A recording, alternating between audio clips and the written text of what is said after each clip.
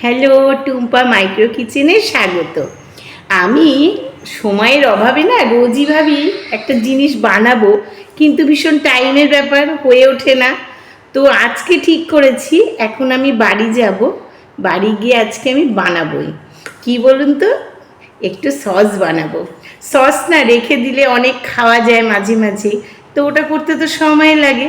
তো আজকে তো আমি এখন বাড়ি গিয়ে বানাবো, সব রেডি করেই এসেছি। তো এই এক্ষুনি আমি বাড়ি যাব, গিয়ে এখন বসে বসে ওগুলো বানাবো। তো প্রথমে একটু টমেটো সস বানাবো, আর টমেটো সস বানাবো আর প্রথম দিনই ওটা দিয়ে কিছু একটু খাবো না, সেটাও তো হয় না। তো আজকে আমি ঠিক করেছি, ঘরে কিছু একটা স্পেশাল কিছু কাবাব বা চপ কিছু একটা তো আমি করবোই, যা আছে ঘরে সেটা দিয়ে একটু সস দিয়ে খেয়ে দেখতে হবে না কেমন লাগছে, তবেই তো আমি সবাইকে বানিয়ে একটু খাওয়াতে পারবো। তো আজকে সেই জন্যে আমি বাড়ি গিয়ে দু রকম বানাবো।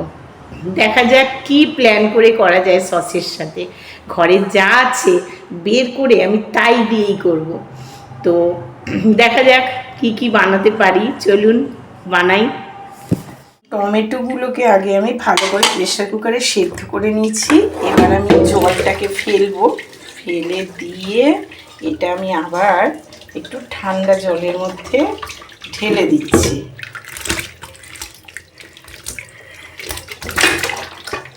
ঠান্ডা জলে ঢেলে দিলাম। এবার একটু ঠান্ডা হলে এটার খোসাগুলোকে আমি একটু এইভাবে পাতলা পাতলা খোসা, তো এগুলোকে এইভাবে ছাড়িয়ে নেব, নিয়ে মিক্সিতে পেস্ট করব, করে বলছি। টমেটো সেদ্ধগুলোকে আমি মিক্সিতে অল্প অল্প করে নিয়ে পেস্ট করছি আর ছাঁকনিতে রাখছি পিউরিটা বেরিয়ে যাবার জন্য। আর একটু অল্প আমি আদা রসুন পেঁয়াজ টমেটো একটু বয়েল করে রেখেছি, এটাকেও পেস্ট করব।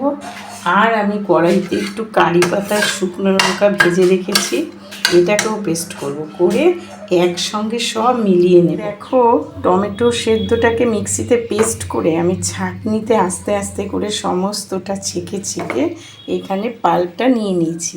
এবার আমি এটাকে জাল দেব কি কি দিয়ে সেটা দেখাচ্ছি। আগে আমি একটু বসিয়ে নিই জাল দিতে। তেঁতুল একটু ভিজিয়ে রেখেছিলাম, সেটা চটকে আমি একটু কাঠ বার করে রেখেছিলাম, সেটাও আমি ঢেলে দিলাম, কিছু না আরও ভালো টেস্ট হওয়ার জন্য।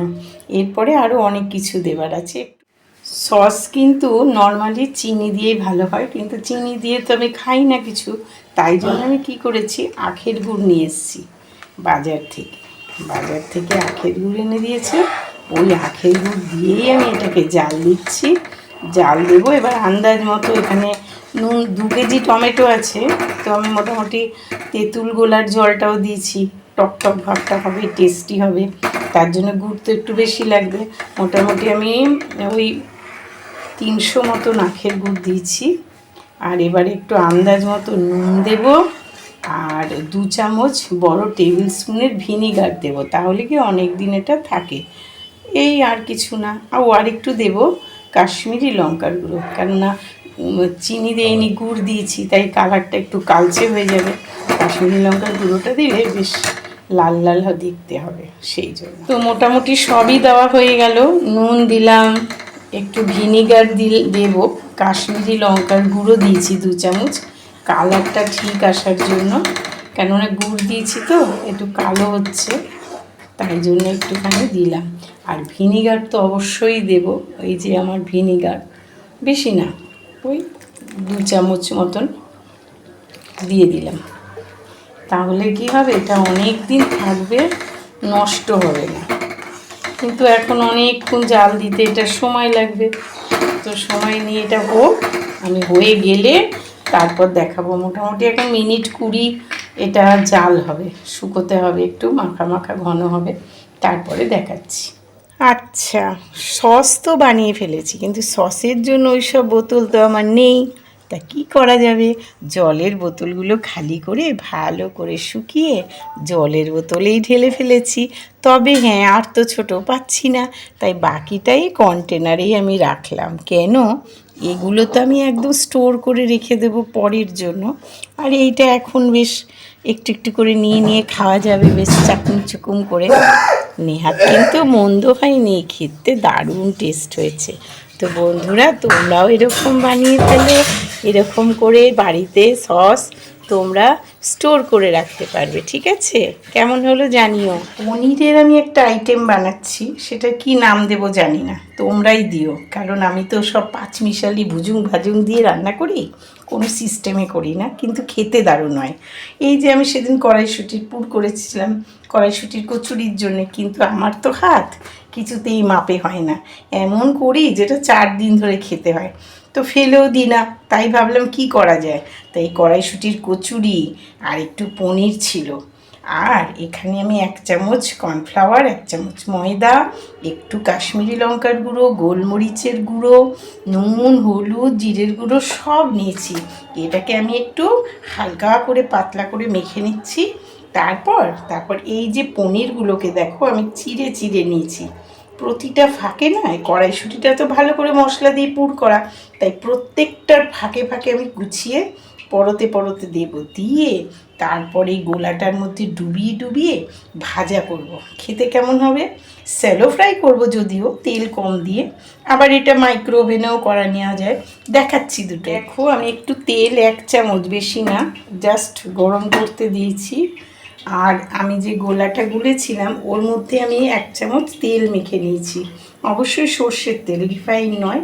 আর এই যে কাঠিগুলো এর মধ্যে আমি ডুবিয়েছি, ডুবিয়ে ভালো করে গোলাটা মেখে নিয়েছি। এবার কি করব, এবার ওই যে কড়াটায় যে তেলটা গরম হয়েছে এর মধ্যে আমি এগুলো দিয়ে দেব। এইগুলোকে কিন্তু সেম এভাবে মাইক্রো ওভেনেও দেওয়া যাবে। মাইক্রো ওভেনেও দিলে ওই যে আমাদের কালো বেকিং তাওয়াটা আছে না, ওই বেকিং তাওয়ার মধ্যে করে এভাবে দিয়ে দেওয়া যায় গ্রিল অপশনে। 10 মিনিট এপিট ওপিট করলেই সুন্দরভাবে ভাজা হয়ে যায়, আর খেতেও দারুণ লাগে। বন্ধুরা দেখো, আমি যে সসটা বানালাম সেটা কি দিয়ে খাবো, একটু মজাদার স্পাইসি জিনিস না বানালে হয়, তাই একটু বানিয়ে ফেললাম। পনির ছিল, পনির দিয়েই বানিয়ে ফেললাম। কিন্তু সত্যি কিন্তু ওই সসটা দিয়ে না এটা খেতে একদম দারুণ লাগছে। আমি অলরেডি একটু খেয়েই নিয়েছি, খেয়ে দেখলাম দারুণ টেস্ট লাগছে। তোমরাও বানিয়ে ফেলো।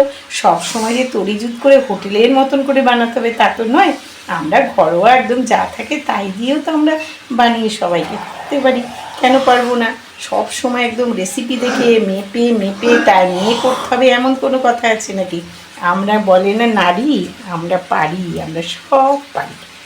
তাহলে কেমন হলো জানি নিয়েছি, কিন্তু আসলে কি বলুন তো, আমার না একটা হুজুক আছে, আমার যখন যেটা মনে হবে আমার তখনই করতে লাগবে, সে কিছু থাক আর না থাক। তো আমি তো কড়াইশুঁটি করার সেই কচুরির পুর রয়ে গেছে, একটু তো বাড়তি আমার থাকবে, কোনো দিন মাপে আমার স্বভাবে নেই, কুষ্টিতে লেখা নেই আমি মাপে করবো। তা সেটা ছিল, পনিরের ভেতরে সব পুর দিয়ে দিয়ে ঢেকে ঢেকে ওই গোলাটা দিয়ে ব্যাটার যেটা করলাম দিয়ে না ভাজলাম। সত্যি বলছি খেতে কিন্তু দারুণ লাগলো একদম। দেখুন, ওটাই করতে হবে এমন কথা নেই, যার যা থাকবে। আমি তো কালকে আবার ঘরে ভাবছি একটু বাঁধাকপি আছে, বাঁধাকপি দিয়েই চটকে মটকে একদম পকোড়া মতন করে সস দিয়ে খাবো, কেউ এলে খাওয়াতেও পারবো। তো আপনারাও এরকম করুন। একদম স্পেশাল কিছু বানাতে গেলে, গেস্ট এলে যে একেবারে সব কিছু সিস্টেমেটিক করতে হবে এমন কোনো কথা নেই। আমরা সব রকম করে বানিয়ে টানিয়ে তো খাওয়াতেই পারি, তাই না? লোকে ভালো লাগলেই হলো, বাড়িতে যারা আসবে। তো আপনাদের কেমন লাগলো একটু জানিয়েন। আর আপনারা তো আমার সাথে আছেন আমি জানি, আমাকে খুব ভালোবাসেন আপনারা, সেটা তো আমি বুঝতেই পারছি সবার কমেন্টে। সবাই আমাকে এত আন্তরিকভাবে ভালোবাসেন যে আমি সত্যি বলছি আমি ভীষণ খুশি। তো আপনারা এইভাবে আমার সাথে থাকবেন, আর একটু কমেন্ট করবেন, আর লাইক দেবেন। যদি ভালো না লাগে, যদি মনে হয় খুব বাজে, তাহলেও বলবেন, তাহলে আমি সেগুলো ঠিক করব না। তাহলে সাথে থাকবেন, ঠিক আছে? পরের দিন আবার দেখছি কিছু করি, কেমন? টাটা।